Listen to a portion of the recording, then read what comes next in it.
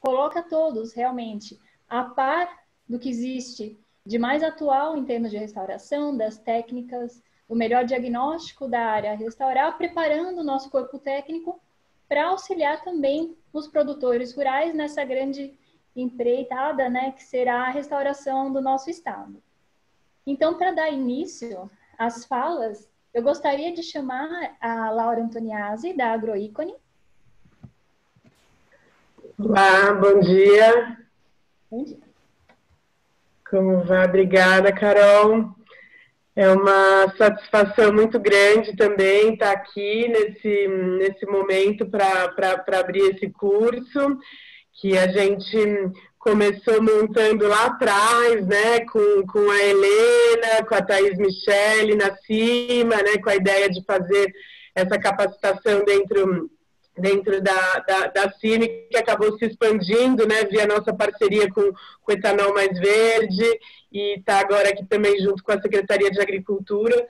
Então, muito legal que as duas secretarias estão aqui, que as duas equipes estão reunidas remotamente para conhecer mais sobre restauração ecológica, especialmente semeadura direta, né, que é o método que a gente vem trabalhando mais. E só queria desejar a todos um bom curso, né? Agradecer também, Carol, todo o seu trabalho e por estar, né, apoiado desde sempre essa frente de capacitação, né? Tanto com o setor privado como dentro das secretarias. É muito, muito importante que a gente tenha os técnicos, né, mais atualizados possível, conhecendo os métodos disponíveis. Isso é fundamental para a gente deslanchar a restauração ecológica no chão. Então, queria agradecer, além da Helena e da Thaís Michele, da CIMA, você, Carol, a Yara, também da Agroícone, que está também montando o curso aqui junto, então ela é super importante também para toda essa estruturação. E isso, desejar bom cursos a todos e avisar que estamos também à disposição para seguir, que esse seja só um começo, né, de uma jornada de aprendizado e de conhecimento sobre restauração ecológica com semeadura direta e os vários benefícios que isso traz tanto para o produtor rural como para a sociedade de maneira geral. Então, espero que seja um começo aí de uma parceria mais longa em outras frentes para dar escala para a restauração ecológica em São Paulo. Excelente. Muito obrigada, Laura. Seja bem-vinda. Estamos bastante contentes, né, que, de fato, essas sementes, né, estão crescendo e se desenvolvendo. Então, agora, representando a CETESB, eu gostaria de chamar o Antônio Queiroz. Seja bem-vindo, Queiroz. Bom dia a todos, é um prazer ver tanta gente num evento desse. Eu sou da época, eu entrei no DPRN na época em que, ao se fazer uma restauração, plantava-se 1.667 mudas por hectare, passamento 3x2, padrãozão. Eu tive o desprazer de ver um plantio de 30 mil mudas ser conduzido com todas as operações previstas, e desse plantio de 30 mil mudas não sobrou nenhuma árvore. Por quê? Porque esse foco na metodologia, na ação, ele não faz sentido. O meu foco tem que ser no resultado. E de restauração diária é o nosso dia a dia no licenciamento, é o dia a dia na fiscalização e é também o dia a dia na agricultura, ao se recuperar a mata ciliar, ao se promover a regularização do imóvel rural. A questão é como alcançar esse resultado. E a grande mudança que nós tivemos do ponto de vista legal foi a resolução SMA 32. A resolução 32 de 2014 tirou o foco da operação. Eu não quero que plante, adube, faça trato cultural, combata a formiga. Eu não estou muito interessado no que você vai fazer. Eu estou interessado no resultado que você vai obter. A partir do momento que a resolução SMA 32 tirou a amarra daquele plantio de muda, permitiu a adoção de outras técnicas com um sucesso muito maior.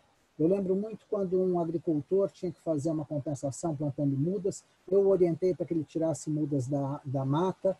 Ele, numa outra visita, me disse que não tinha dado certo, me levou ao local e falou: olha só, as mudas que eu tirei da mata morreram todas. Realmente, as mudas tinham morrido todas. Mas aqueles torrões de terra que ele trouxe da mata tinham iniciado um processo de regeneração fantástico e muito forte. Então, Esse foco no resultado é o que nos interessa. Nesse inventário florestal que saiu agora, teve esse aumento todo na cobertura vegetal, nós temos que acreditar uma parte disso às medidas de restauração que vão sendo pedidas por todos os órgãos. Nós somos parte desse processo de aumento da cobertura vegetal do estado de São Paulo. Então, o que eu espero realmente é que vocês possam aproveitar muito esse curso como uma abertura, como uma ideia maior de como poder fazer uma restauração, como uma quebra de paradigmas, né? No começo, quando nós chegávamos com processos de regeneração natural, o Ministério Público era contra. Ele falava, isso não é nenhuma ação, eu sou contra isso, a pessoa tem que fazer alguma coisa. Nós já descobrimos que, às vezes, o melhor é não fazer nada. Às vezes, o melhor é fazer um monte de galhos. Às vezes, é fazer uma muvuca de semente. Então, é muito importante que nós aprendamos esses novos conceitos de restauração e que nós divulguemos esses conceitos também. Então, eu espero não só que vocês aproveitem muito esse curso, como que vocês sejam multiplicadores do conhecimento que vocês vão obter aqui. Lembrando que a melhor multiplicação de conhecimento é a prática. Aquilo que a gente faz com que outros aprendam também. Muito obrigado, um ótimo curso para vocês. Excelente, muito obrigada, Queiroz. Muito bem-vindo também. Então, agora, representando a Coordenadoria de Fiscalização e Biodiversidade da Secretaria de Infraestrutura e Meio Ambiente, eu gostaria de passar a palavra para o Sérgio Masson, coordenador da CFB. Bem-vindo, Sérgio.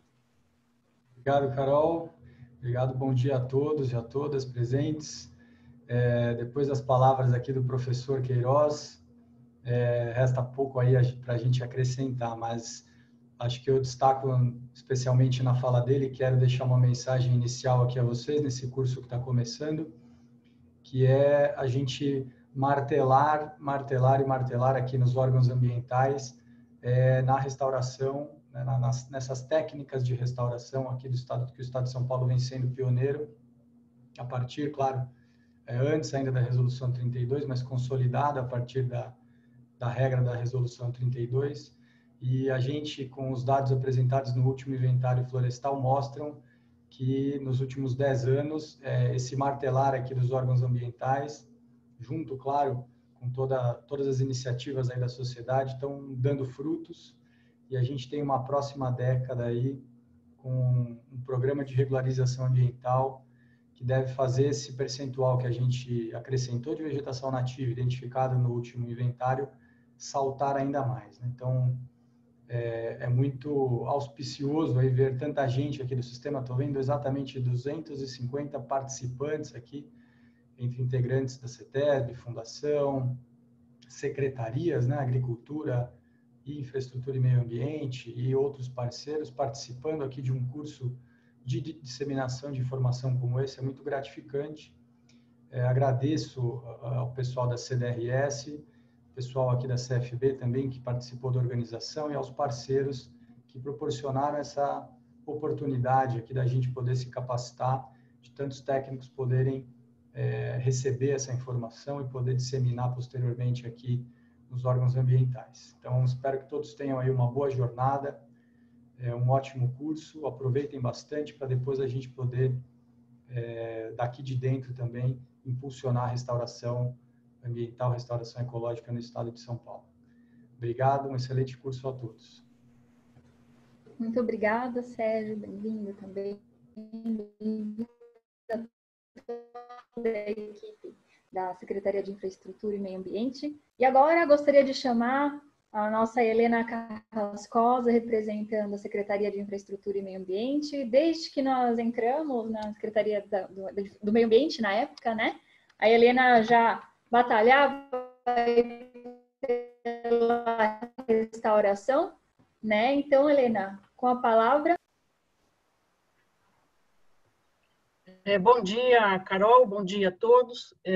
Primeiro, queria dizer que a gente começou a preparar esse curso junto com o pessoal da iniciativa Caminhos da Semente, e inicialmente seria um curso presencial, né? A gente acha que a atividade presencial é boa porque facilita a troca e tal, mas a gente teria a capacidade de atender um número muito menor de pessoas no curso presencial, né? Essa pandemia nos obrigou a mudar o rumo aqui, E eu acho que, no fim das contas, a gente fazer o curso assim, à distância, com 250 colegas participando, eu acho que, no final, não ficou nem ruim, né? Vamos ficar devendo a visita a campo, e eu acho que a visita a campo vai poder ser feita tão logo a gente possa retomar as atividades, né? Fica aí um convite a todos os colegas que vão participar do curso, que a gente organize depois visitas a campo. Tem áreas muito interessantes para ver. Mas eu queria primeiro agradecer a Laura e a Yara, da Agroícone. Quando a gente, lá no projeto Caminhos da Semente, ficou pensando em que a gente poderia fazer, a ideia de fazer um curso, primeiro para técnicos do sistema de meio ambiente, foi a ideia que surgiu, depois, junto com a Carol, aí, o pessoal da Cana, depois os colegas da CDRS, e esse troço só está aumentando, e eu fico muito feliz com isso. Principalmente porque essa foi daquelas situações em que a gente dá ideia e alguém depois faz, né? E aí eu queria agradecer muito a Michele, que do lado da secretaria agarrou esse coisa para fazer acontecer. E também o Daniel, lá da Embrapa, e a Marina, e o Vinícius, o Edu Malta. Acho que isso foi uma coisa muito bacana de muita gente no esforço comum. Mas eu queria só falar para vocês todos uma coisa que, para mim, tocou muito forte. Eu tive a oportunidade de participar de uma visita às áreas recuperadas por semeadura direta lá no Xingu, a convite do ISA, né, que toca aquele projeto lá. E eu fiquei muito impressionada, e confirmou para mim uma coisa que eu já achava, que a restauração por semeadura direta é o caminho para juntar as agendas da restauração e da agricultura. Porque a gente tem um monte de produtores rurais e um monte de colegas agrônomos aí pelo Estado, nas casas da agricultura, ou nas cooperativas, nas associações e tal. E essas pessoas sabem fazer agricultura, sabem semear. E é por aí que a gente pode começar um amplo programa de restauração agora para a implementação do PRA. Eu acho que a semeadura direta aproxima a restauração do dia a dia do produtor rural, do agricultor. Porque semear ele sabe, plantar milho ele sabe, plantar outras culturas ele sabe, então vamos plantar floresta a partir de semente também, quando isso for possível.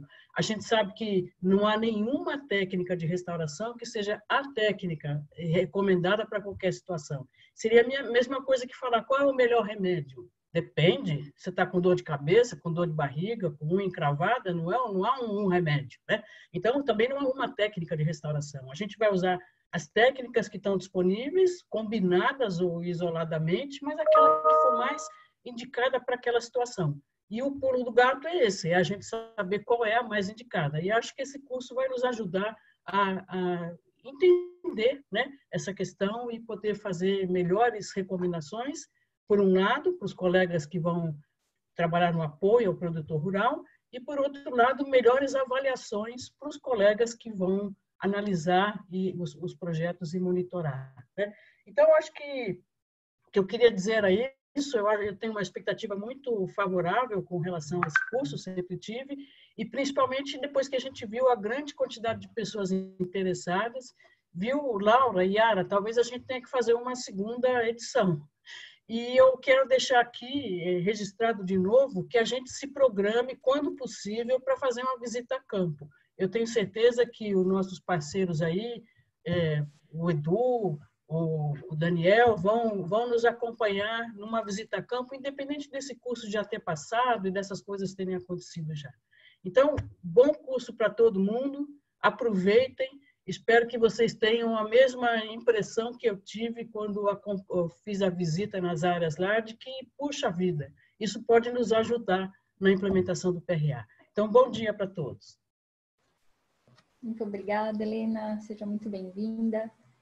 Então, agora, representando a nossa Secretaria de Agricultura e Abastecimento do Estado de São Paulo, a nossa Coordenadoria de Desenvolvimento Rural Sustentável, gostaria de chamar o José Luiz Fontes, nosso coordenador, que também, desde o início, foi entusiasta da restauração, apoiou o curso, apoiou os nossos eventos do Etanol Mais Verde e, inclusive, ajudou-nos a articular a implantação do plantio demonstrativo que temos na APTA de Pindorama, né? Então, pode ser que seja o lugar que nós visitemos, viu, Helena? Seja bem-vindo, Fontes. O microfone, Fontes. Bom dia, Carol, bom dia a todos. Queria cumprimentar aqui os amigos, Helena Carrascosa, Queiroz, Sérgio Marçom. A gente já vem aí com a Helena há quase 20 anos já trabalhando, e o Queiroz também há bastante tempo, o Sérgio Marçom mais recente, né? Nesse trabalho, né? Visando a recuperação, enfim, das áreas degradadas do nosso estado, né? Vemos como um enorme desafio para a extensão rural do estado de São Paulo a implementação do Código Florestal e, principalmente, essa questão do apoio aos pequenos e médios proprietários na implantação dos projetos de recuperação de áreas degradadas e alteradas aí previstas no Código Florestal. Praticamente, acredito que exatamente um ano atrás, iniciávamos as capacitações dos analistas do CAR. Né? Hoje, Sérgio, Queiroz, Helena, temos 150 técnicos já da Secretaria da Agricultura, da CDRS, fazendo as análises de CAR. E agradeço aí, então, a Carol, o Luiz Gustavo, enfim, a equipe da CDRS que, com esse evento aqui, agradeço principalmente a CIMA por junto com a gente aqui, está iniciando esse trabalho de capacitação dos nossos técnicos também para o apoio aos agricultores na restauração das suas APPs e reservas legais, enfim. Acredito que isso vai ser um processo histórico para esse Estado. Né? Nós vamos conseguir recuperar centenas de milhares de hectares, e isso é muito relevante. Né? Mas vai depender de um enorme esforço de todos nós e, principalmente, de que a gente conheça a melhor forma de fazer esse trabalho e para que possamos conseguir que esses produtores, todos, né, são imóveis menores que 4 módulos, beiram a 300 mil imóveis do Estado que provavelmente passarão em menor ou maior área, a fazer alguma restauração. Então, é um trabalho muito grande e que vai depender de que trabalhemos todos juntos, visando os mesmos objetivos. Então, muito obrigado e desejo aqui sucesso para todos os que estão aqui organizando o evento, os que vão fazer as palestras e principalmente para aqueles que aqui estão iniciando esse processo de capacitação e esperamos nos encontrar muitas vezes daqui para frente para tratar desses assuntos. Obrigado a todos. Muito obrigada. Bom, então, estávamos falando de organização, queria apresentar a nossa equipe. Eu sou a Carolina Matos, eu sou da CDRS de São Paulo, trabalho no Etanol Mais Verde, trabalho também com a agenda de meliponicultura e abracei essa causa aí da restauração porque isso liga a todas as outras agendas, tá bom? Então, eu vou estar aqui ajudando na organização. Gostaria de apresentar a Yara Basso, da Agroícone. Ela também está à frente aqui do evento. Bom dia a todos, bom dia, Carol. Sou Yara, sou pesquisadora, gestora ambiental na Agroícone e atualmente eu coordeno as atividades de capacitação dentro da iniciativa e estamos aí à disposição caso tenham qualquer dúvida e bom curso a todos. Obrigada, Yara. Gostaria de apresentar a Marina Campos, da TNC Brasil. Oi, pessoal, bom dia. Eu trabalho na equipe de restauração florestal da TNC e eu estou muito feliz de estar aqui. Queria agradecer a oportunidade de participar, de estar aqui conversando com vocês hoje. Estou bem feliz mesmo com o convite. Obrigada. Obrigada. Agora eu gostaria de apresentar a Maíra Corniz, também da nossa equipe da CDRS, da Casa de Agricultura de Ubatuba.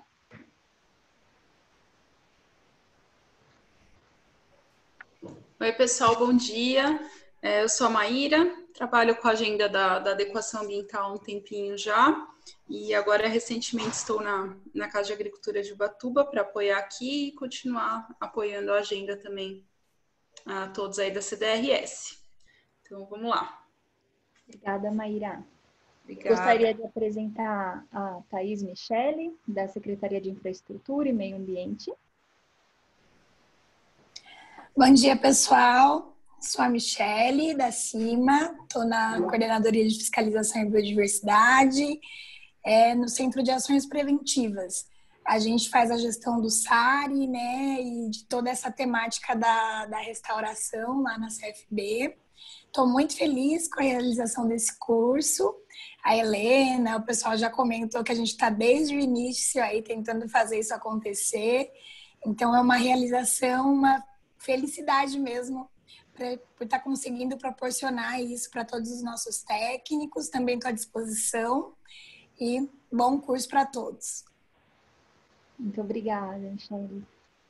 E agora, dando início aos trabalhos, né? Eu gostaria de passar a palavra para a Marina Campos, que vai introduzir um pouquinho a primeira aula, e a partir daqui, então, a gente já segue, tá? Então, bem-vindos, tanto os técnicos da CDRS, da Secretaria de Infraestrutura e Meio Ambiente, com as suas diversas instituições, CETESB, nossos palestrantes e a nossa equipe, tá? Fico à disposição, vamos estar trabalhando aqui no pano de fundo, tá?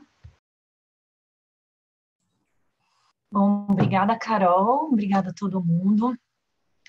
Como eu disse, trabalho na equipe de restauração da TNC, sou bióloga, e atualmente a gente, com vários outros parceiros, trabalha num grande programa que chama Conservador da Mantiqueira, que tem como um dos principais objetivos a adequação das propriedades rurais.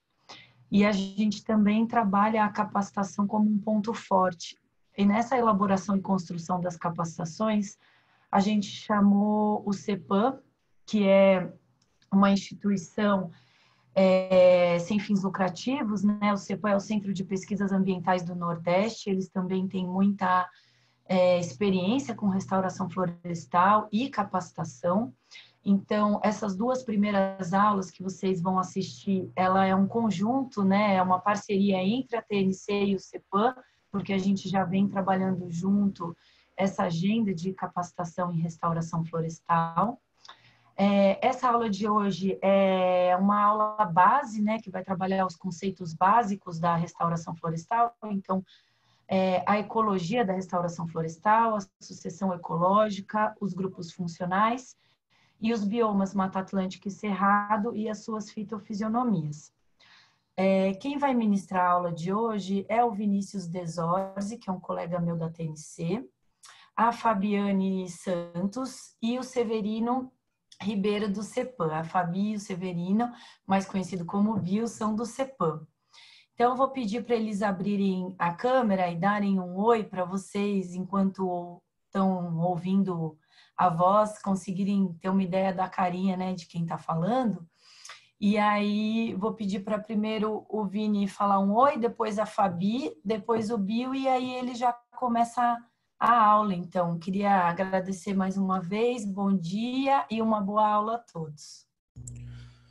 Bom dia a todos, meu nome é Vinícius Gaburro Desorzi, eu trabalho na TNC também, junto com a Marina, trabalho na equipe de água da TNC, e hoje eu vou contribuir pontualmente nessa primeira aula, falando um pouquinho sobre os movimentos de retração e expansão da vegetação, né, aqui no Brasil, na verdade na América do Sul Oriental, nos últimos milhares de anos, e mostrar um pouco como está a distribuição da vegetação hoje, né, nos biomas Cerrado e Mata Atlântica, e um pouquinho da fitogeografia. E agora eu vou passar a palavra para os colegas do CEPAM, que vão fazer a aula introdutória. Eu entro mais no final, tá bom? Valeu! Olá, pessoal, bom dia. Eu me chamo Fabiane Santos, sou bióloga, analista de projetos do Centro de Pesquisas Ambientais do Nordeste, o CEPAM. Fiz o meu mestrado na área de ciências florestais também, então eu venho há alguns anos com esse foco, principalmente na investigação de perturbações antrópicas, na Mata Atlântica e também assumindo essa agenda de capacitação e de restauração florestal. Então, hoje eu venho fazer contribuições, algumas inserções no curso, junto com o Severino, né, junto com o Vinícius também, e eu fico à disposição para a gente ir conversando ao longo do curso. Um abraço. Opa! Olá, pessoal. Bom dia a todos e a todas. Eu me chamo Severino Ribeiro. Primeiro, queria agradecer o convite dos amigos da TNC, né, de Marina. A gente já tem aí alguma experiência trabalhando diretamente com formação de rede de sementes, trabalhando com implantação de semeadura direta em algumas regiões do Brasil, em específico na região Nordeste e também na Bacia do Rio Doce, onde a gente está tendo a oportunidade de coordenar a criação de uma grande rede de sementes, né, para aquelas áreas impactadas pelo desastre do rompimento de Mariana. A ideia aqui, pessoal, eu fiquei com a incumbência de abrir o curso, e gostaria de agradecer essa oportunidade, um curso bastante concorrido, né? Então, parabenizar a organização de juntar 267 pessoas, né, num treinamento, é uma coisa bem significativa. A ideia aqui, gente, é a gente fazer um grande bate-bola dos conceitos fundamentais, né, que vão nortear toda a discussão de implantação das metodologias de restauração, né, não apenas a questão da semeadura direta, mas também a implantação das mudas de espécies nativas, né? Também apresentar um pouco uma visão da restauração como uma potencial geradora de oportunidades sociais. Vocês vão ver que a semeadura direta, além de ser um método bastante interessante em termos de ganho de escala, né, e redução de custo, ela também tem uma capacidade, né, efetivamente de abrir oportunidades sociais, de gerar uma economia de base florestal, que a gente chama, né, de sementes de espécie nativa. Isso é muito importante, até porque custo, restauração e oportunidade social entram, né, caminham juntos. Hoje, se você perguntar para qualquer pessoa que trabalha com restauração, é quase que um mantra, todo mundo fala em reduzir custo e dar escala, reduzir custo e dar escala. E como minha amiga Helena falou, né, queria também aqui deixar um abraço para a Helena, amiga de longas datas também na agenda de restauração.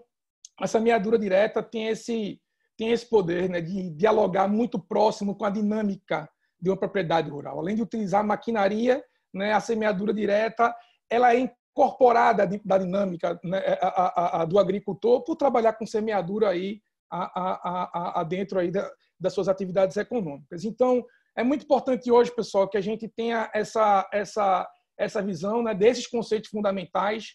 A ideia aqui não é se aprofundar em grandes teorias ecológicas, né? A ideia é que vocês tenham noção de quais os conceitos são importantes para que, de fato, quando vocês forem começar a discutir implantação da restauração no campo, falar de método, falar de custo, falar de operação, vocês tenham alicerçados, né, conceitos fundamentais para entender os fundamentos dos métodos de restauração. Tá? Isso é super importante. Conceito de sucessão, de regeneração, entender um pouco da dinâmica de transformação do uso do solo na Mata Atlântica e no Cerrado, onde a restauração principalmente atua. Alguns atributos espaciais, né, que são importantes para que para potencializar o sucesso da implantação da semeadura direta e de outras técnicas de restauração, resgatando um pouco o que a Helena falou, a gente tem que ter um portfólio de ações e de métodos de restauração. Na grande maioria das vezes, vocês vão ver com o pessoal lá da quinta-feira que não existe uma solução única de restauração, a gente tem diferentes métodos e ações que, dependendo das situações ambientais, né, do contexto de paisagem, dos fatores de degradação, esses métodos eles atuam em sinergia para potencializar o nosso resultado efetivo de restauração. Tá, pessoal? Então, a ideia hoje é eu apresentar esses conceitos fundamentais e depois o Vinícius entra com a parte mais regional, apresentando aí, aprofundando um pouco mais das fitofisionomias e dos ecossistemas que ocorrem no estado de São Paulo. Tá, pessoal? Então, eu vou compartilhar minha tela aqui com vocês, tá? Para a gente começar aqui a apresentação.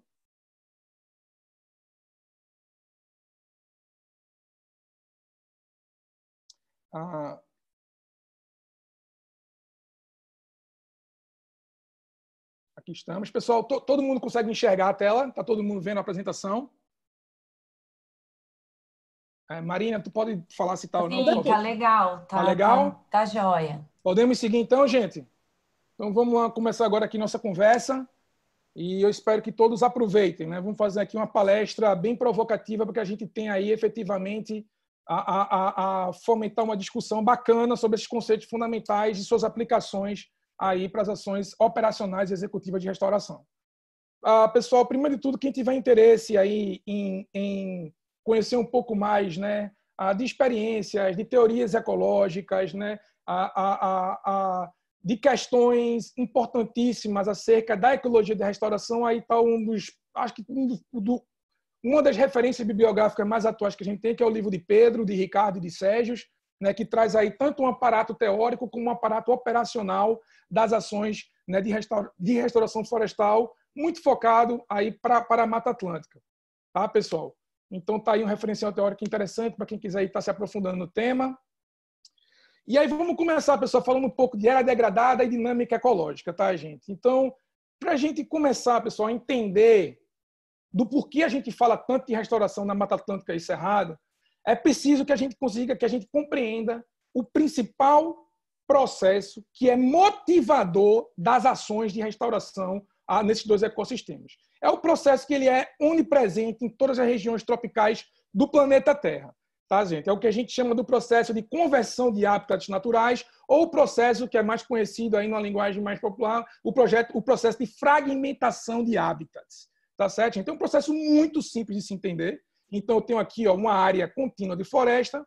Né? Essa área contínua de floresta, em sua grande maioria das vezes, devido a atividades humanas, essa área de floresta ela é dividida, repartida e fragmentada. Então, hoje, se a gente pegar a grande parte da Mata Atlântica brasileira e do Cerrado, a gente tem isso. Né? A gente tem uma pulverização de pequenos fragmentos florestais que agora estão inseridos no que a gente chama numa matriz não florestal. Esse é o principal efeito dessa fragmentação. É criar um novo habitat, é criar um novo ambiente, agora que a gente chama de matriz não florestal.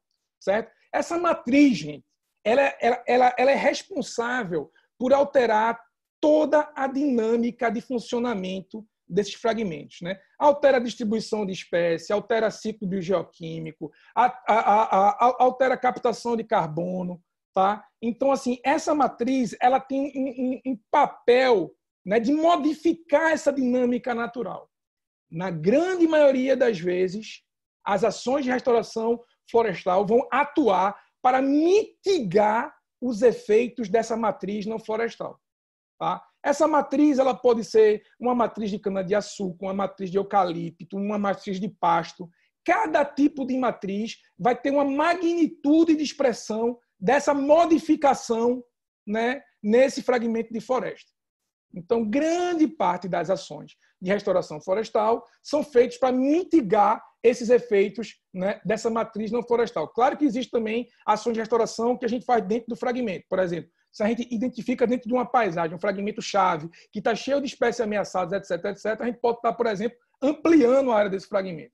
Mas eu quero que vocês entendam a lógica desse processo. Então, eu tenho uma área contínua de floresta que, após o processo de fragmentação, ela cria esse novo ambiente, que a gente chama de matriz não florestal. E essa matriz não florestal modifica, né, o que sobrou da floresta pós-processo de fragmentação.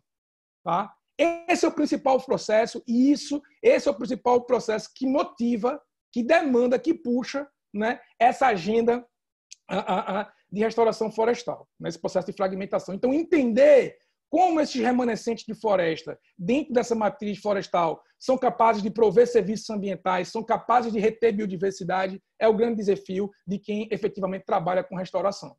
Tá legal? Então, guardem esse processo, o processo de fragmentação e esse conceito de matriz não florestal. Tá legal? Para vocês terem uma ideia da capacidade que nós, seres humanos, temos de modificar essas paisagens naturais, eu trouxe para vocês aqui uma série histórica, né, de uma região remota na Amazônia Oriental, onde efetivamente, né, a chegada nessa região ela se dá por circunnavegação através do rio Telespires. Aqui não tem estrada, aqui não tem acesso fácil. Tá? Então, só para vocês terem uma ideia de como os seres humanos, como a gente, como nós, somos capazes de modificar essa paisagem natural, de fragmentar essas paisagens naturais. Então, aqui em 1975, 84, 90, 96 e 2004. Tá? Então, de fato, as atividades humanas impõem uma modificação nessas paisagens naturais para diversos fins. Né? E o que a restauração faz muito é tentar mitigar, né, em termos, né, de funcionamento, né, essas conversões, essas modificações causadas pelo homem. Tá legal? Diante desse histórico de modificação de paisagem natural, de conversão de hábitat natural, criou-se um conceito internacional, né, para que ecossistemas que são muito fragmentados, que têm suas áreas naturais muito reduzidas, né, sejam priorizados em termos de financiamento, de projeto, de esforço internacional. É o conceito que a gente chama de pontos quentes de conservação da biodiversidade global, os famosos hotspots de biodiversidade. Tá? Então, para ser um hotspot, eu tenho que ter menos de 25% de remanescente de habitat natural e uma grande quantidade de espécies endêmicas, ou seja, de espécies exclusivas. Ou seja, são ecossistemas que são muito ameaçados e são muito ricos em biodiversidade. O Brasil possui 2 hotspots globais de biodiversidade, a Mata Atlântica e o Cerrado. E, coincidentemente, o estado de São Paulo possui esses 2 ecossistemas dentro dos seus limites territoriais. Ou seja, pelo simples fato, né, do estado de São Paulo ter Mata Atlântica e Cerrado em seu domínio, a gente já tem justificativa, né, de sobra para melhorar, né, as taxas de cobertura florestal de espécies nativas, né, desses 2 ecossistemas. São 2 prioridades globais para a conservação de biodiversidade. Né? Então, no mundo existem 34 pontos quentes, né, 34 hotspots, o Brasil possui 2, né, que é a Mata Atlântica e Cerrado. E esses 2, coincidentemente, estão aqui inseridos dentro aí dos limites territoriais do estado de São Paulo. Então, de fato, são os 2 ecossistemas mais ameaçados do Brasil, de longe. A Mata Atlântica, por uma questão histórica, né, então toda a frente de colonização da floresta do Brasil se deu do litoral para o interior. As principais capitais do Brasil estão na costa atlântica brasileira. Então, esse é um ecossistema que historicamente ele é degradado, que historicamente ele é convertido, e em tempos mais recentes, numa velocidade muito maior de transformação de uso solar, a gente tem um cerrado basicamente associado à expansão da fronteira agrícola brasileira. Tá? Então, isso é muito importante vocês saberem. Então, a Mata Atlântica e o Cerrado são 2 prioridades globais para a conservação de biodiversidade, pelos níveis de ameaça que esses 2 ecossistemas estão submetidos. Tá legal? Alguns dos principais impactos, efetivamente, desse processo de fragmentação é a eliminação de grupos chaves, né, dentro desse ecossistema. Então, por exemplo, as grandes árvores, né, e os mamíferos de grande porte, que necessitam de grandes áreas florestais para sua manutenção de história de vida, eles são os primeiros a serem eliminados com esse processo de conversão de hábitats naturais. Tá? Então, árvores que são estratégicas para fornecer sementes para grupos de vertebrados, né? Esses vertebrados também que são chaves para o processo de dispersão de sementes que a gente vai falar, que é importantíssimo para a manutenção da dinâmica de regeneração natural das florestas, eles são eliminados, são os primeiros a caírem fora devido a esse processo de conversão de hábitats naturais, tá certo? De fragmentação de hábitats, tá legal? O segundo impacto causado aí é a perda, por exemplo, né, de serviços ambientais essenciais, como, por exemplo, o serviço ambiental hidrológico, associado à questão de assoreamento, a retirada de mata ciliar, etc., que é bem documentado já, e acredito que a maioria de vocês já devem ter presenciado, né? A formação de erosão, de erosão, ravina, perda, né, de solo devido a esse processo de conversão de hábitats naturais, né? Algumas questões também associadas à falta de segurança social pela eliminação dessa vegetação ripária associada a uma falta de planejamento de expansão de cidades.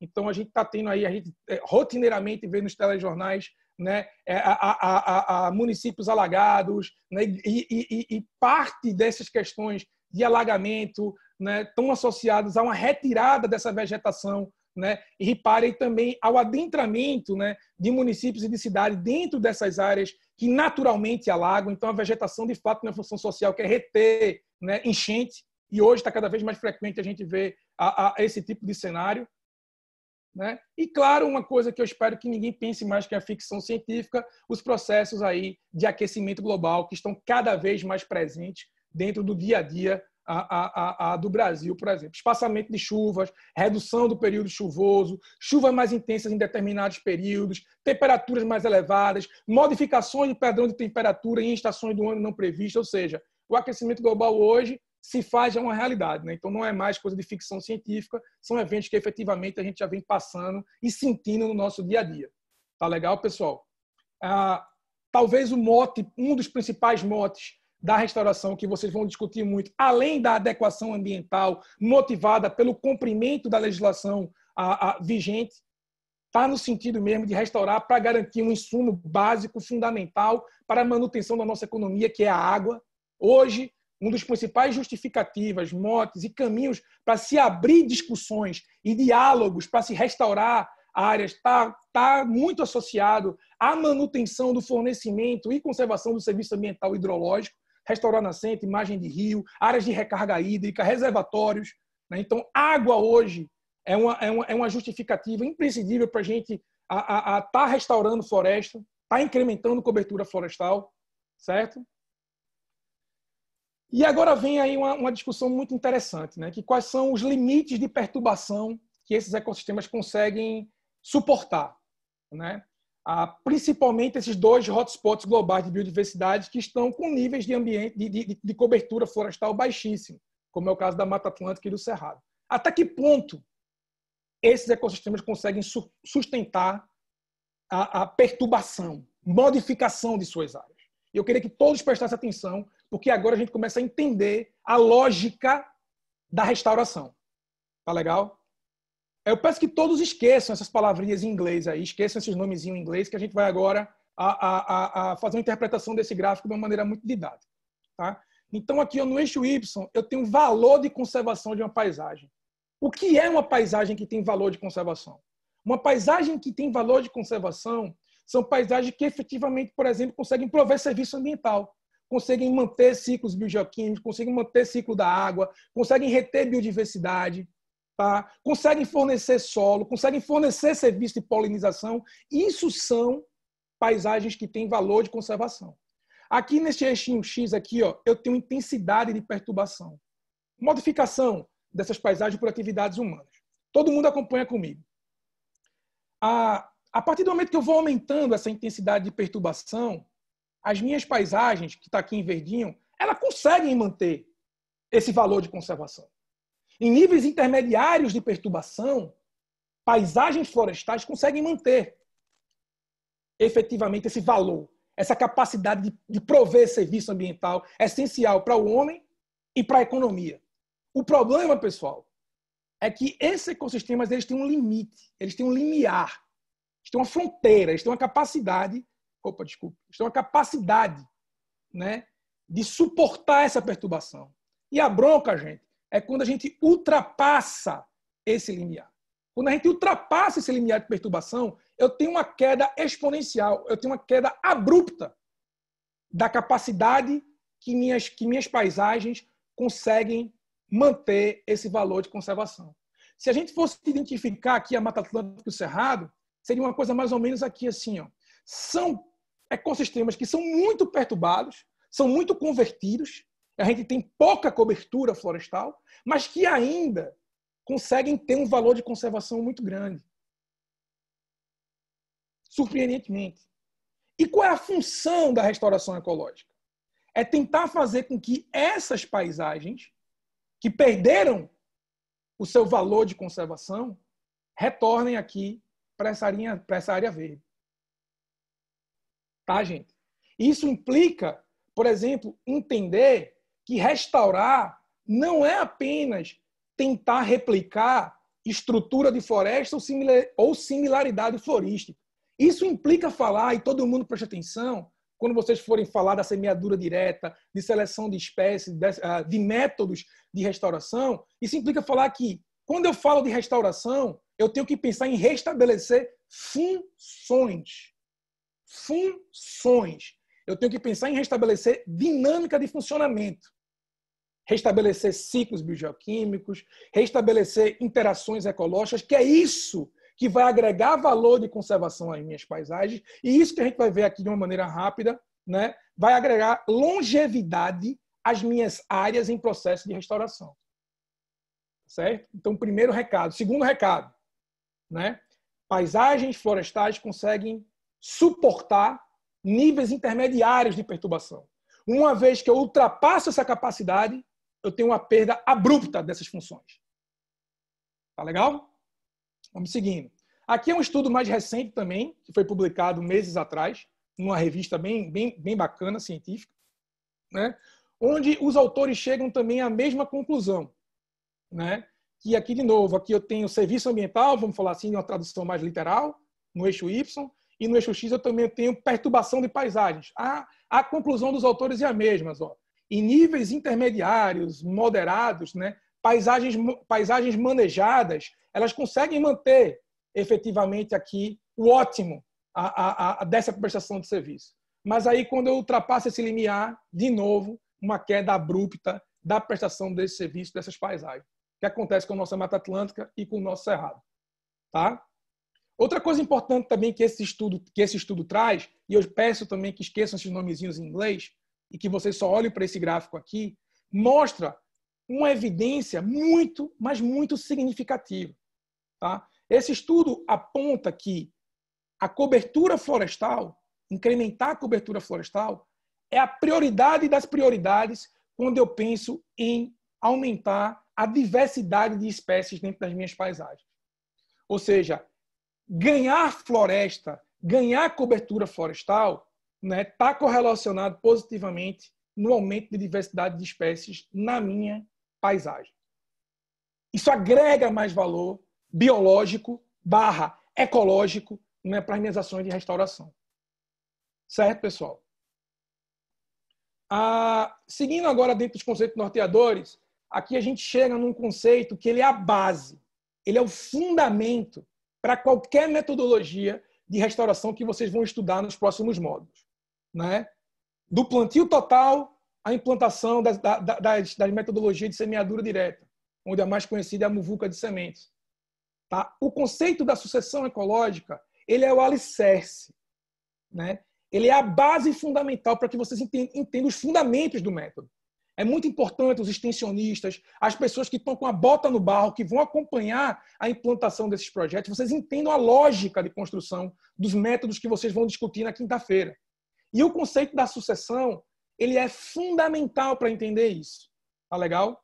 Então, para quem olha, assim, para quem não é da área florestal, para quem não tem uma vivência grande, quem olha essa foto, efetivamente pode olhar, pode pensar, meu Deus, mas uma foto de uma floresta, de uma capoeira, tudo bagunçado aqui, uma árvore por cima da outra, uma planta, uma bagunça danada, uma desorganização, mas, porém, ao contrário. Essa imagem aqui, ela reflete a mais perfeita organização, né, dentro de uma estrutura e de uma dinâmica de floresta. Então, essa imagem aqui, pessoal, na verdade, se a gente fosse organizar ela, quer dizer isso aqui, ó, ela mostra isso para a gente, isso aqui. Né? Uma floresta, ela é organizada verticalmente e horizontalmente. Tá? Então, a gente tem as espécies, né, e os grupos ecológicos, que a gente vai definir isso junto já, que obedecem uma lógica temporal de estabelecimento, né, e de localização, né, dentro da nossa floresta. Então, eu tenho as espécies que são iniciais. A partir do momento que essas espécies iniciais modificam solo, melhoram o microclima, eu tenho a chegada das espécies mais restritivas. A partir do momento que essas espécies secundárias chegam e melhoram ainda mais o ambiente florestal, eu tenho as espécies mais tardias, que são as espécies que colonizam a porção mais alta da floresta. Então, o que eu quero mostrar com essas duas imagens para vocês é que a dinâmica florestal, ela obedece uma organização temporal. Tá? E é isso que é a sucessão. Certo, gente? A sucessão ecológica é uma substituição de grupos ecológicos. Grupos ecológicos entenda como populações, como grupos de espécies que têm uma estratégia comum. Então, por exemplo, eu tenho as espécies colonizadoras, que são espécies que compartilham estratégias de conseguirem se estabelecer em solos muito pobres, em microclima muito estressado. Eu tenho as espécies pioneiras também que compartilham algumas características comuns, como ter pequenas sementes, que também exploram condições de solo muito negativas, ambiente microclimático estressado. Eu tenho as espécies secundárias que efetivamente já são um pouco mais restritivas nos seus processos ecofisiológicos e de estabelecimento, etc, etc. Mas eu quero que vocês entendam que o processo da sucessão, ele obedece uma lógica temporal de substituição desses grupos ao longo do tempo. Isso é o fundamento, por exemplo, de quando a gente pensa em selecionar as espécies que vão compor, por exemplo, o nosso plantio ou a nossa semeadura direta de acordo com o estado de degradação da área que a gente vai implantar. Então, o mix de espécies para minha semeadura direta, a seleção das mudas de espécies nativas que vão compor a minha implantação numa área degradada, parte essencialmente do entendimento da característica dessas espécies dentro da série sucessional. Certo? Então, a sucessão ecológica, gente, nada mais é do que uma substituição desses grupos ao longo do tempo e a partir do momento que eu vou modificando o microclima e a estrutura da minha floresta que eu vou efetivamente implantando. Então, já que a gente está falando muito de semeadura direta, qual a principal característica da semeadura direta? É cobrir solo e estruturar habitat de uma maneira rápida. Então, eu vou lá, seleciono minhas espécies, né, junto com... Aí vocês vão conversar bastante sobre isso, né, com o pessoal lá dos métodos. Né?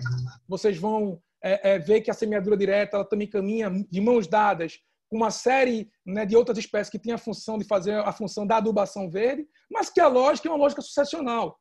Né? É uma lógica de modificação e de restabelecimento dessas funções ecológicas e sucessionais de acordo com as espécies que eu seleciono. Lá, com certeza, na semeadura direta, na muvuca de semente que vai ser preparada, eu tenho espécies com diferentes características, né, dentro dessa série sucessional.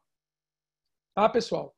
Então, entender esse processo de sucessão ecológica, ele é fundamental para que vocês entendam, desde a seleção das espécies, né, até a implantação do método em campo. Tudo bem? Então, o gráfico era para estar aqui configurado, mas a partir do momento que eu tenho essa compreensão dessa dinâmica sucessional, né, do comportamento das espécies pioneiras, das espécies secundárias, das espécies climáticas, eu posso, isso eu não estou falando que o cara tem que ser pesquisador ou botânico, não. A partir do momento que eu entendo a lógica da sucessão e eu entendo a lógica do método que vai ser implantado, eu consigo prever quais são os meus grupos de espécies, né, quais são os meus grupos ecológicos, né, como esses grupos ecológicos eles vão estar representados ao longo da implantação do meu método de restauração. Né? Ou, no caso aqui desse modelinho, eu consigo prever o número de espécies e o seu comportamento e a sua substituição ao longo do tempo de sucessão. Então, assim, prioritariamente eu tenho as espécies pioneiras, né, que são as espécies iniciais na sucessão, então ela tem um aumento, né, nos tempos iniciais de sucessão, mas a tendência é que ela vá diminuindo, a partir do momento que as minhas espécies secundárias começam a chegar dentro da minha área em processo de sucessão. Ou seja, uma substitui a outra. A mesma coisa das climáticas. Tá? E essa capacidade de entendimento, pessoal, dessa dinâmica, desses grupos ecológicos, vocês vão ter que ter. Quando vocês forem avaliar os projetos, os métodos, a partir dos grandes grupos de espécies que o pessoal vai mostrar para vocês, vocês vão ter que saber, primeiro esse grupo vai estar aqui, vai cobrir solo, depois esse grupo vai sair, vai chegar às espécies mais restritivas, depois a gente, está faltando aqui a gente incorporar mais diversidade aqui, porque esse grupo de espécies efetivamente no tempo vai se comportar assim, assado. Então, assim, essa tradução do comportamento, né, desses grupos ecológicos nas séries sucessionais vão fazer com que vocês consigam entender a dinâmica dos métodos de restauração, né, que vocês vão implantar nas áreas que vocês vão restaurar. Tá? Isso é super importante para todo mundo entender. Certo? Esse comportamento.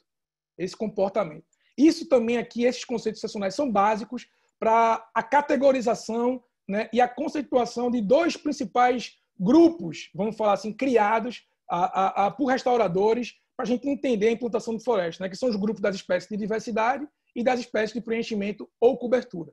Né? Basicamente, a lógica da categorização desses dois grupos também vem da sucessão. Eu tenho as espécies de cobertura e de preenchimento, são aquelas espécies que têm rápido crescimento e alta capacidade de fazer copa, ou seja, de sombrear.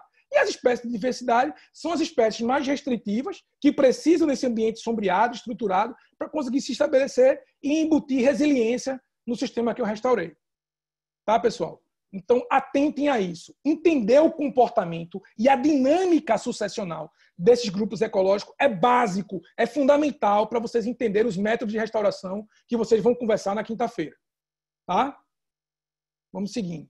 Outros atributos ecológicos, que eu tenho certeza também que o pessoal vai falar para vocês, é vocês entenderem que existem alguns atributos ecológicos entre espécies nativas que são fundamentais para o sucesso da implantação da restauração. Por exemplo, tamanho de semente. Eu separei aqui um atributo que é bem didático para a gente entender essa diferença. Então, assim, tamanho de semente é um atributo importantíssimo, por exemplo, para você entender o posicionamento, vamos falar assim, na série temporal sucessional das espécies que vocês vão utilizar. Geralmente, não existe regra em restauração, pelo amor de Deus, não existe regra, mas geralmente espécies de pequenas sementes são espécies que são mais características do estádio inicial da sucessão. São as espécies de infantaria, que vão chegar lá para romper filtro microclimático e filtro edáfico. A partir do momento que a gente... E as espécies de grande semente, né, na maioria das vezes, são muito associadas às espécies, né, dos grupos ecológicos mais tardios da sucessão. Ou seja, através de tamanho de semente, eu já consigo ter uma ideia das seleções das espécies que eu vou ter para a minha implantação do método de restauração. Então, só trazendo um exemplo para vocês de como atributo ecológico é importante, né, efetivamente, para que eu possa incorporar mais sucesso, por exemplo, numa etapa fundamental de um projeto de restauração, que é a seleção das espécies. Beleza, gente? Outra coisa importante também é para quem já trabalhou efetivamente com área de floresta e quem é curioso para andar em fragmento florestal, né, já viu essa cena mais comum, né? Então, assim, de árvore caída, tronco caído, né, isso faz parte de uma dinâmica natural que a gente chama de dinâmica de regeneração de clareira. A partir do momento que eu tenho essas quedas naturais de árvores, de galho, né, eu abro aqui essa abertura aqui no dossel da floresta.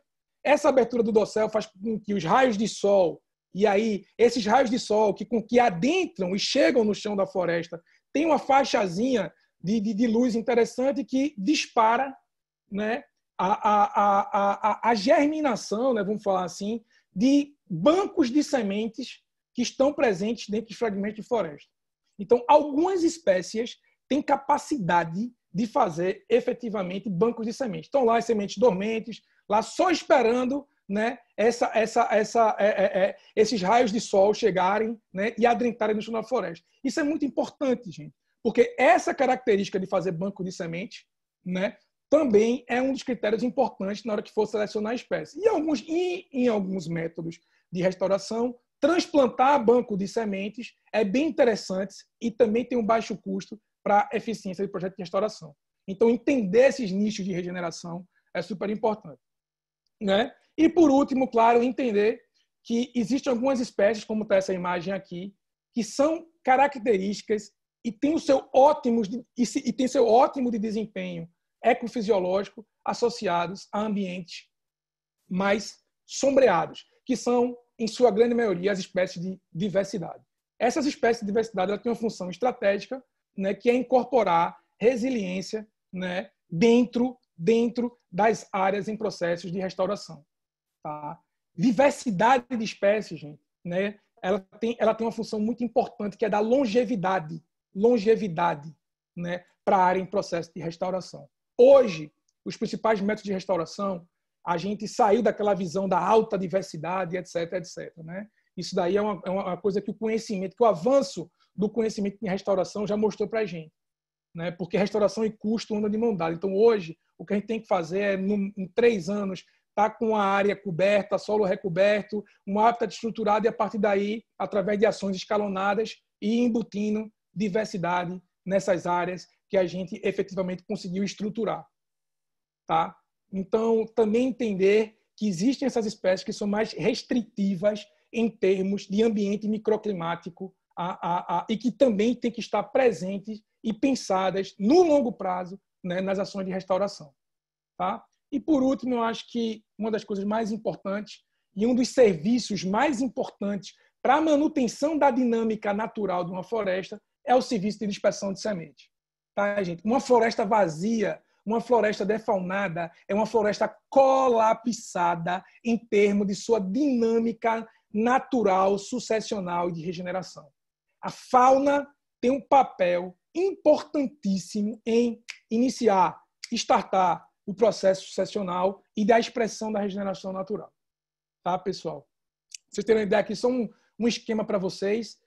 Isso aí foi parte da minha tese, né? Então, assim, qual o papel dessa fauna? Então, a gente, dentro de fragmentos florestais, a fauna, basicamente, ela consegue incorporar, movimentar sementes, né, de diferentes locais da floresta, né, para que essas espécies consigam ampliar a sua área, né, de distribuição, e com isso essa ampliação, esse serviço de dispersão consegue ir incorporando, né, diversidade e iniciando processos feitos, já falei, sucessionais, né, e essa manutenção dessa dinâmica natural das florestas. Então, chamando a atenção aqui nesses 2 slides para o papel importantíssimo que a fauna estabelece, né, sobre a dinâmica natural. E claro que existem algumas ações de restauração que tem por objetivo, né, restabelecer, reatrair esse serviço de dispersão da fauna, que é importantíssimo para a manutenção das áreas restauradas também no longo prazo.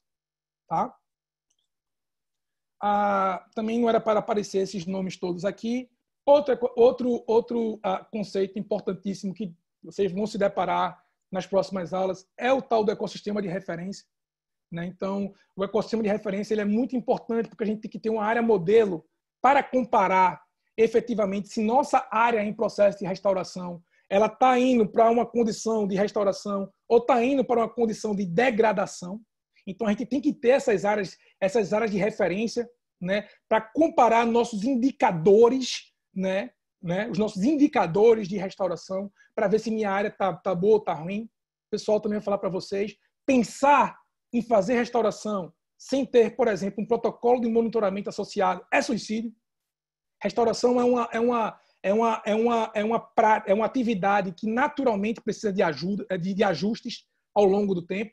Ela sempre tem que ter ajustada, melhorada, e o monitoramento tem essa função importantíssima, né, de reduzir custos nas manutenções e fazer com que as nossas áreas efetivamente em processo de restauração sempre caminhem para uma condição de restauração, né, e ter os ecossistemas de referência são importantíssimos para a gente ir comparando a trajetória que nossa área está tomando, né? E para isso a gente tem que ser muito a gente tem que ser muito estratégico quando a gente for selecionar o nosso ecossistema referência, lembrando que o ecossistema, que uma área em restauração, utilizando como um exemplo extremo, que é implantada do zero, a gente está, de fato, tentando implantar uma floresta do início. Então, é muito importante que a seleção do ecossistema referência de vocês, da área referência de vocês, ele esteja de acordo temporalmente, né, floristicamente, estruturalmente, né, com a área que vocês estão iniciando a restaurar. Então, em teoria, seria muito estratégico que vocês selecionassem áreas de referência em diferentes estádios sucessionais para que vocês fossem acompanhando a trajetória de restauração que a área de vocês está tomando. Um erro muito básico de pessoas que trabalham com restauração é selecionar, por exemplo, áreas de referência de áreas maduras de floresta. Cara, eu estou tentando recriar uma comunidade vegetal. Então, eu tenho que ter fotografias, né, de áreas que dialoguem com essa área que eu estou iniciando, né, a restauração. Eu não posso ter uma área de floresta madura onde eu consiga extrair alguns indicadores e que esses indicadores sejam o parâmetro de comparação da trajetória que minha área está tomando. Isso não funciona. Então, em teoria, seria muito importante que os ecossistemas de referência dialogassem diretamente, em termos de estrutura, florística e dinâmica, com os momentos, né, com os estádios, né, com a série temporal que as áreas em processo de restauração estão tomando. Tá? Então, tem que ter essa escolha, né? Também tem que ter essa estratégia de selecionar as áreas de referência que sejam mais próximas daquilo que vocês estão efetivamente restaurando. É importantíssimo também, gente. E, por último, claro, claro que ninguém aqui vai querer que sejam experts em programas de sistema de informação geográfica, de modelagem espacial, mas é importante, se tiver um suporte, né, a entender alguns parâmetros básicos, né, de como esses atributos espaciais podem estar potencializando e reduzindo o custo, né, nas ações de implantação de restauração de vocês. Eu separei aqui 4 questões aqui básicas, só para de forma ilustrativa para vocês, de como esses atributos espaciais são importantes para potencializar as ações de restauração. Então, aqui tem aquela coisa da fragmentação que a gente falou, essa área contínua ela é dividida, repartida e fragmentada. E aí é muito comum, pessoal, né, a gente está andando por paisagens, né, nas BRs, em direção, sobretudo, à parte mais interiorana do país, ver pequenas porções de florestas imersas, né, na paisagem, né, no canavial, no pasto, em diferentes matrizes. Né? Então, assim, esses pequenos fragmentos florestais, né, essas pequenas manchinhas de florestas, que a gente chama de trampolins ecológicos, né, ou stepping stones, eles têm uma função de servir, por exemplo, de área de pouso para algumas espécies de aves, por exemplo. Em alguns recortes de paisagem já foi provado que esses trampolins ecológicos eles conseguem conectar os fragmentos florestais que, em teoria, estariam isolados na paisagem através da movimentação dessas aves, que levam sementes daqui para cá, daqui para cá, daqui para cá, e conseguem gerar todo um fluxo, né, de distribuição de espécies através desses trampolins ecológicos. Isso é uma estratégia também espacial a se adotar. Tá? Outro também é que, com essa leitura da paisagem, a gente consegue identificar fragmentos chaves que também servem, né, de interligação entre fragmentos florestais maiores, né? Se a gente tiver como objetivo incrementar a cobertura florestal dentro da paisagem. Então, só olhando a imagenzinha lá de satélite, eu consigo identificar esses fragmentos chaves que têm a capacidade de potencializar, né, o incremento de cobertura florestal ou a movimentação de espécies entre eles. Tá? Também, e claro que isso é uma prática que comparado com as ações de restauração na matriz não florestal, né, é em menos uso, mas também dentro dessas análises de paisagem eu consigo identificar fragmentos chaves. O que é um fragmento chave? É um fragmento que tem recurso hídrico, um fragmento que tem espécie ameaçada, e por que não ampliar essa área de fragmento florestal chave? Para potencializar a área de uso para essas espécies ameaçadas, para garantir uma maior a conservação, efetivamente, né, dos serviços ambientais que estão ali dentro. Isso também pode ser.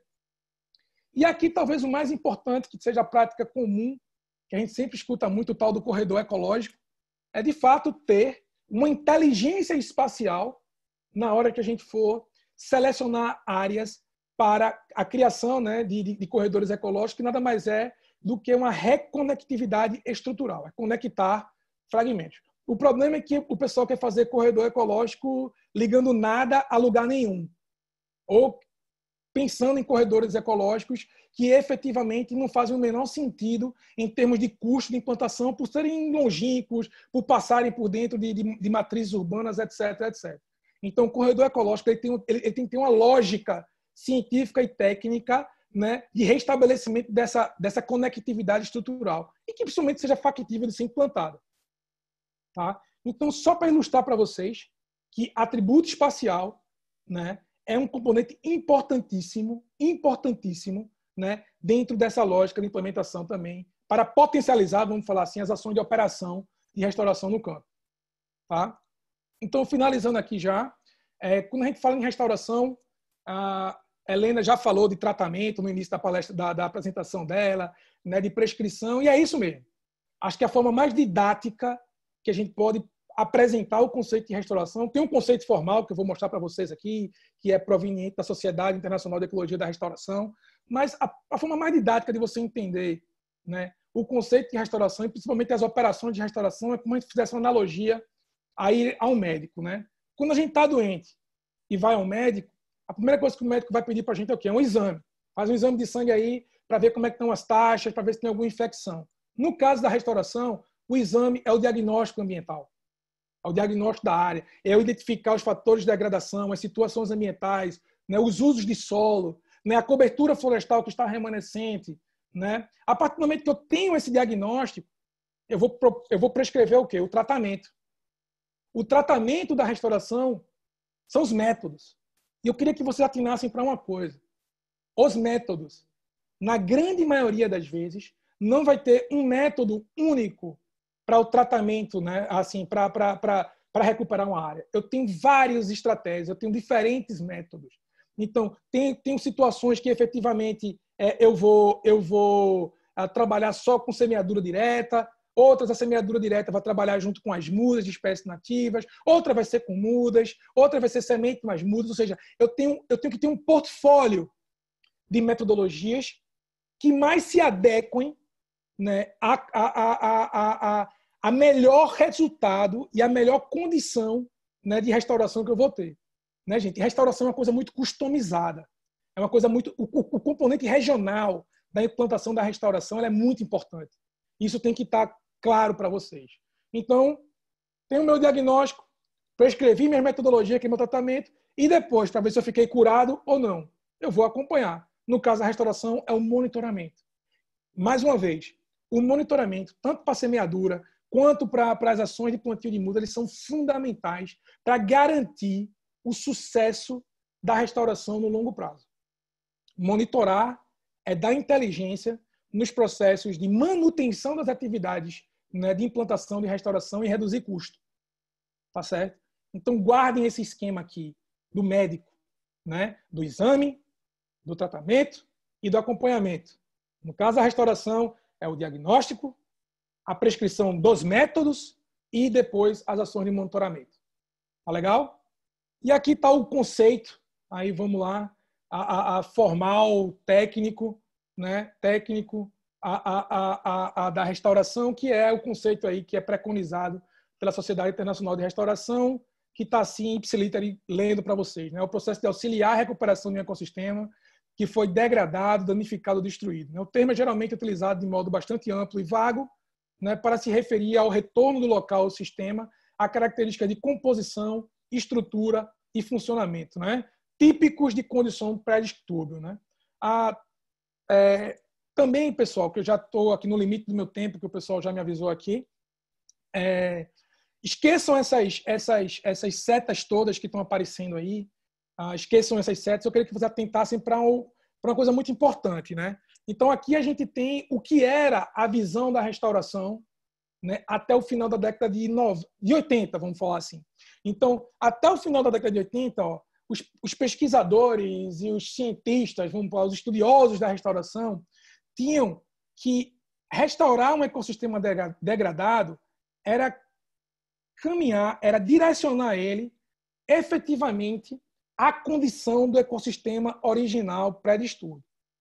Ou seja, até o final da década de 80, as pessoas, os cientistas pensavam que restaurar uma área era fazer com que ela ficasse o mais similar possível ao que era o ecossistema original, ao ecossistema pré-perturbação.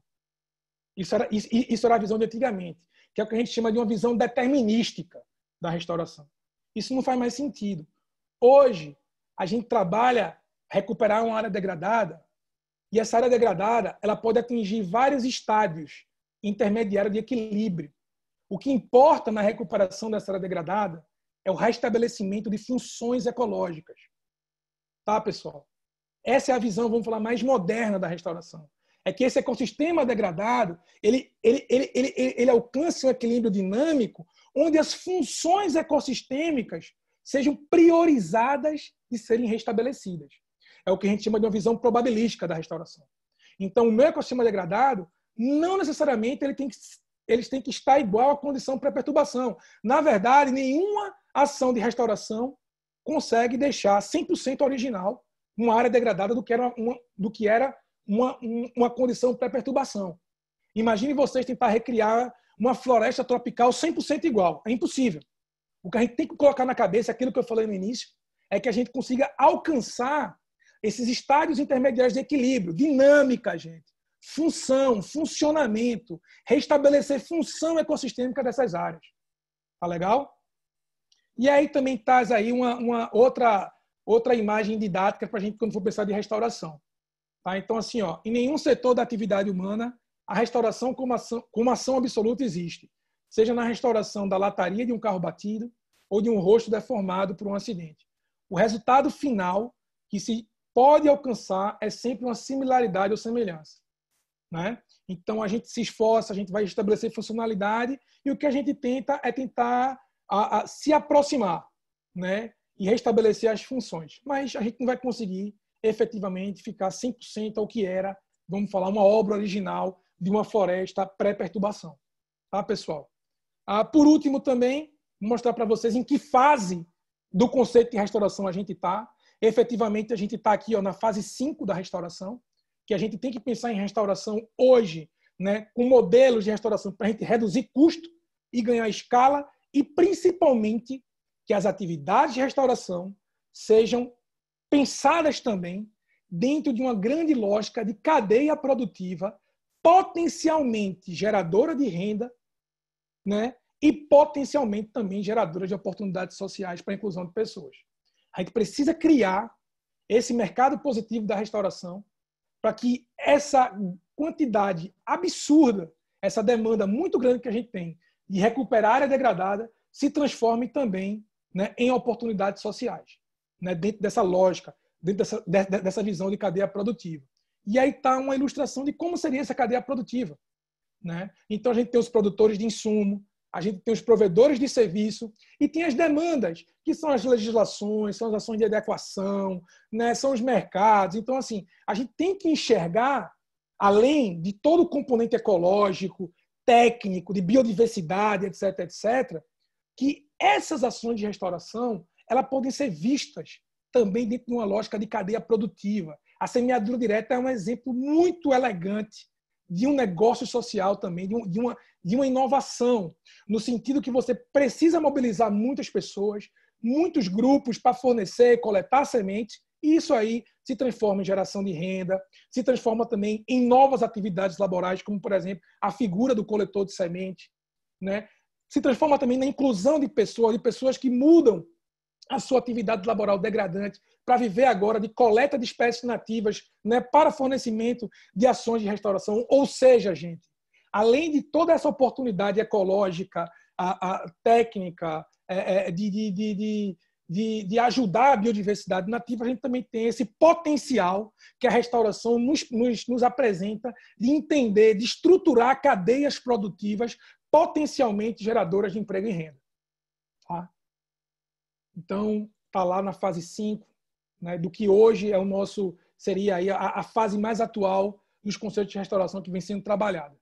Tá, pessoal? E aí aquela imagem que eu mostrei para vocês daquela cadeia produtiva nada mais é do que trazendo aqui para o mundo real, são postos de trabalho associados a coletores de semente, a produtores de muda e também o pessoal que está executando isso em campo. São postos de trabalho, né, com atividades efetivamente bem definidas. Em regiões que a cadeia da restauração está bem estruturada, também instalada, a gente tem esses elos da cadeia bem definidos. Na maior parte do Brasil, infelizmente, né, esses elos eles estão fusionados. Um exemplo clássico é que, por exemplo, são pouquíssimas regiões onde a figura do coletor de semente ela é individualizada. Em grande parte do Brasil, quem coleta semente também produz muda.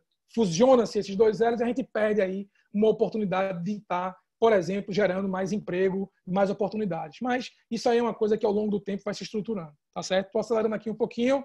Agora, passar para o meu amigo Vinícius, agora que é com ele, para falar um pouco mais agora do bioma, do estado de São Paulo, os ecossistemas, fitofisionomias.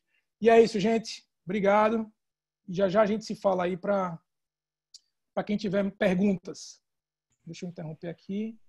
Beleza. Vai lá, Vinícius. Vamos lá, deixa eu aprender a compartilhar aqui. Share screen.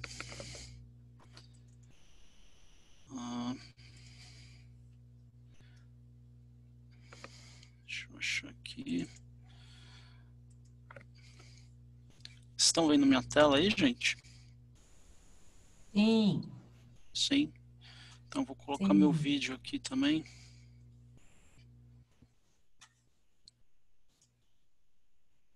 Vini, acho que você só precisa colocar no formato de apresentação que a gente tá... Isso. Foi show. aí? Foi. Então tá bom. Bom, eu vou fazer uma fala breve, né, sobre formação e distribuição atual dos biomas no estado de São Paulo.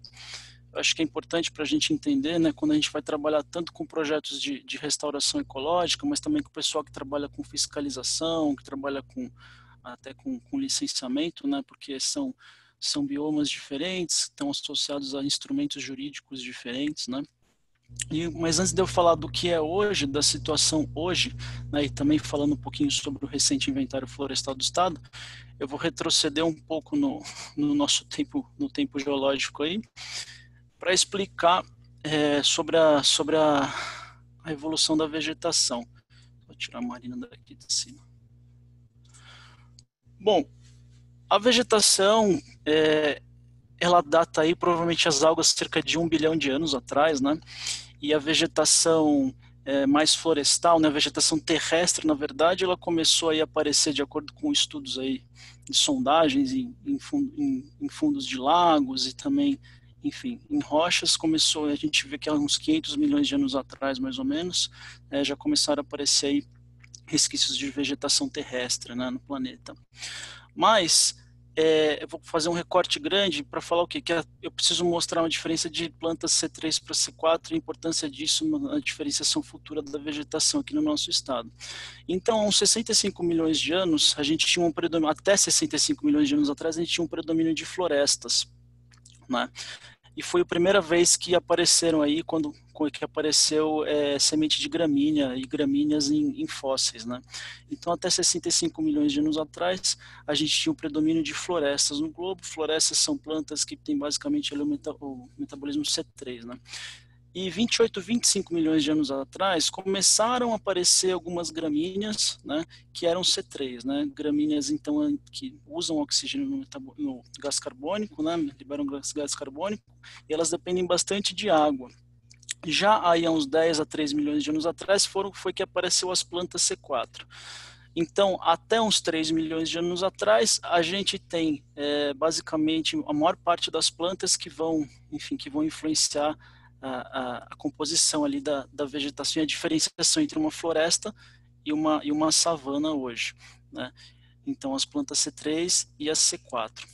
No período quaternário, que é já bem mais recente aí, né, que está aí há cerca de 10 milhões de anos atrás, para cá, para o presente, começou a ter uma série de oscilações climáticas no planeta Terra que alternaram os períodos glaciais. Então, tiveram períodos com um clima mais frio e seco e períodos com um clima um pouco mais quente e úmido.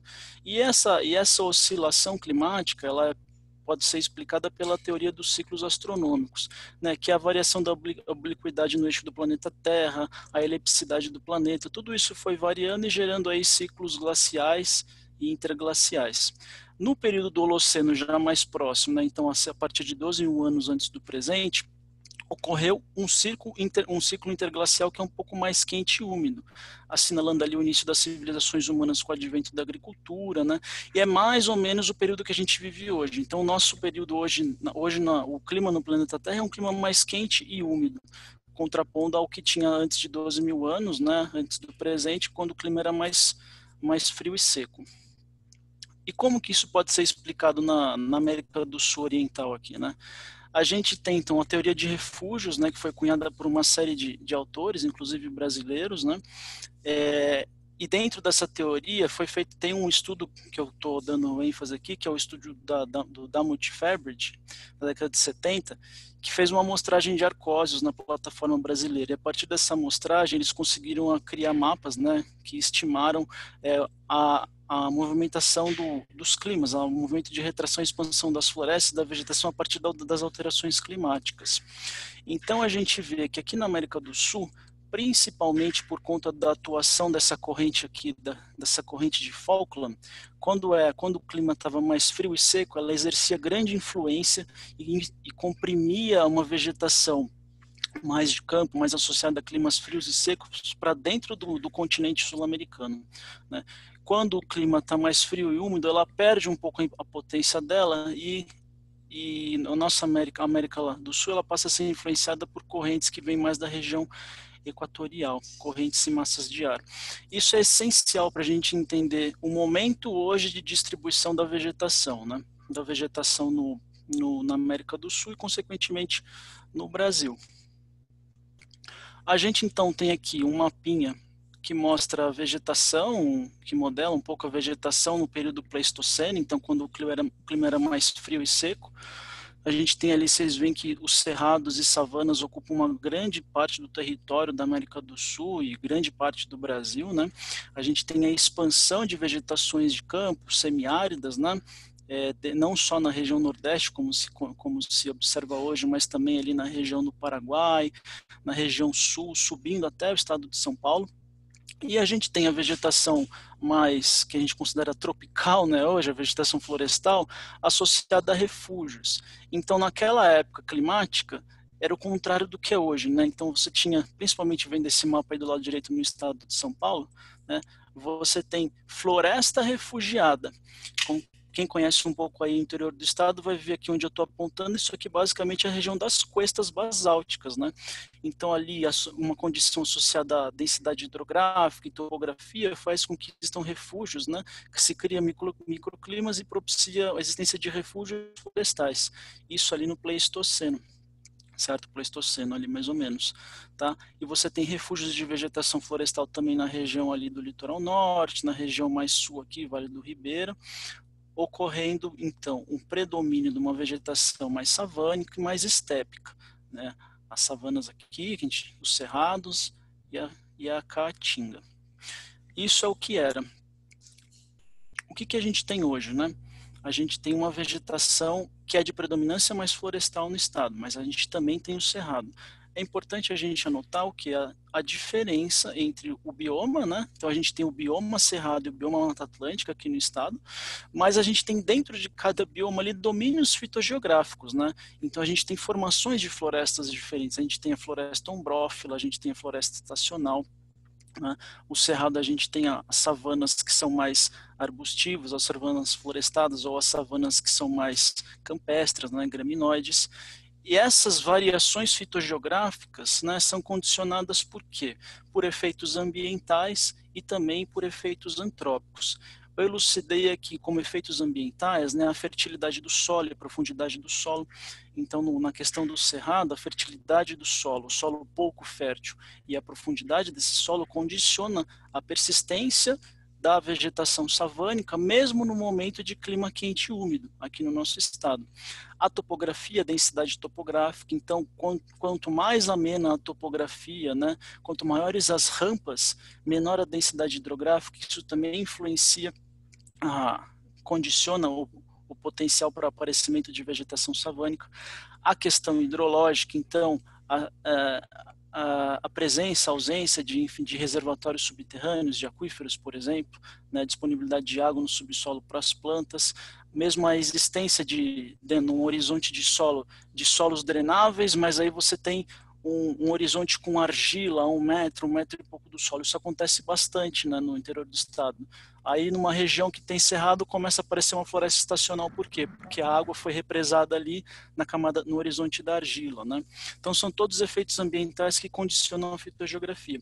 E os efeitos antrópicos, né, que eu gostaria de elucidar, que condicionam a distribuição da vegetação. Basicamente, ali vou colocar o fogo, no caso do cerrado, e a proteção também. Aqui no estado de São Paulo, a existência de instrumentos de proteção tem sido mostrado como uma forma. Você vê que o cerrado está tendendo a ser florestado, ele está sofrendo um florestamento, né? Então, essas diferenciações fisionômicas, então essa diferenciação fitogeográfica, ela diferencia a vegetação fisionomicamente, a composição florística é alterada também, mesmo dentro do mesmo bioma, e as estruturas, além das disjunções. Eu acho que é importante dar um exemplo de disjunção para vocês, por quê? Porque é uma situação que ocorre no estado e que às vezes foge do olhar do técnico e da população em si. Eu vou dar um exemplo aqui da minha cidade, né, que é Atibaia. Atibaia, ela está, se vocês forem pegar o mapa do IBGE 2012, o mapa do IBGE vai apontar que Atibaia está numa zona de floresta umbrófila densa, né? Então você tem ali principalmente a floresta umbrófila densa, está colocando ali, acho que é a Montana, se eu não me engano, né? Mas, quando você, por exemplo, faz um instrumento de política pública, um instrumento de planejamento ambiental em escala municipal e você vai para campo, né? Então você faz a inspeção em campo e numa escala local, você acaba se deparando com especificidades. Então, por exemplo, se pegar um mapa de detalhamento semipedológico que foi feito em Atibaia, a gente verificou que a presença de solos que indicariam a presença de savanas, né? E quando foi feita uma marcação, quando a gente fez a conferência em campo, o que acabou sendo encontrado? A gente acabou encontrando o cerrado stricto sensu. E isso, qual que é a implicação prática, né?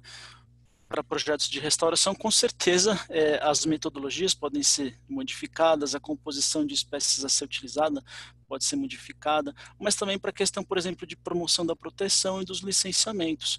Em Atibaia, por exemplo, era comum o pessoal licenciar área de cerrado como Mata Atlântica degradada, né? Por conta do espaçamento existente entre as árvores, por conta do extrato herbáceo do cerrado estar bem degradado, com presença de gramíneas invasoras, né? Então, às vezes, passa desapercebido. É importante para vocês que são técnicos e atuam regionalmente no estado, promoverem sempre uma especificação dos diagnósticos existentes. Tem diagnósticos muito bons feitos, mas às vezes eles carecem de um detalhamento em campo, tá bom? Então, esse é um exemplo importante, até que eu estou citando, então, como espécies indicadoras, né, de cerrado em uma região dominada por Mata Atlântica, que é uma área coriácea, por exemplo, que é essa aqui, né, ou barbatimão, que ele também ocorre bem na floresta estacional, então, uma espécie aí de coto, né.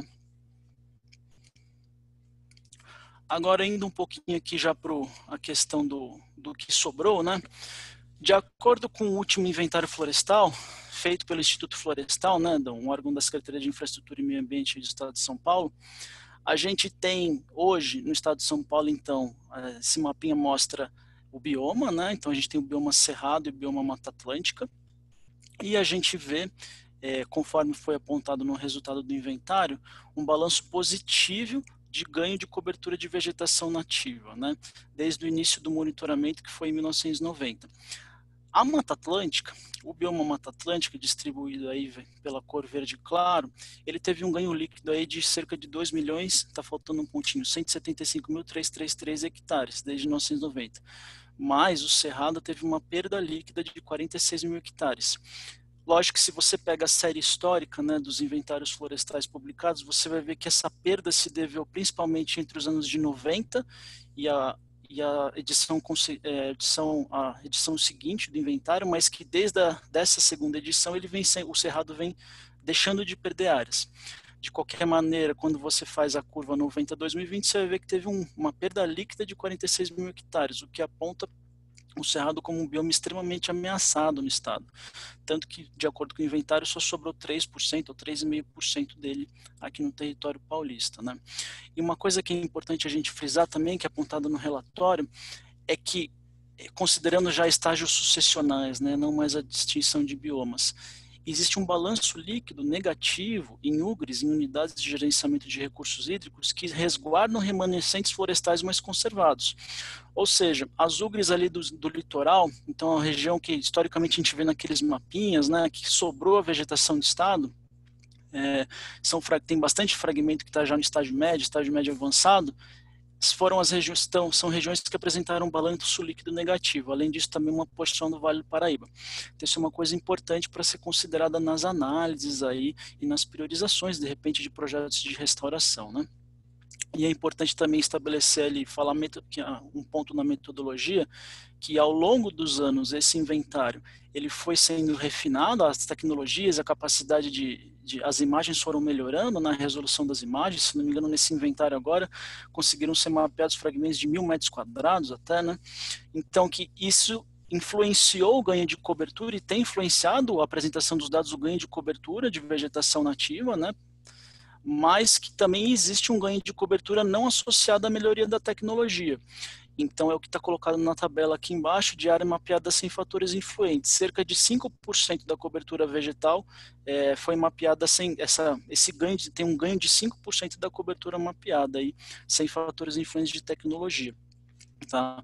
Acho que essas são informações importantes para nós termos em mente aí. Quando a gente pega por formações, né, a gente vai ver que a floresta umbrofiladense em estágio médio avançado, ela está em 10% do território, né?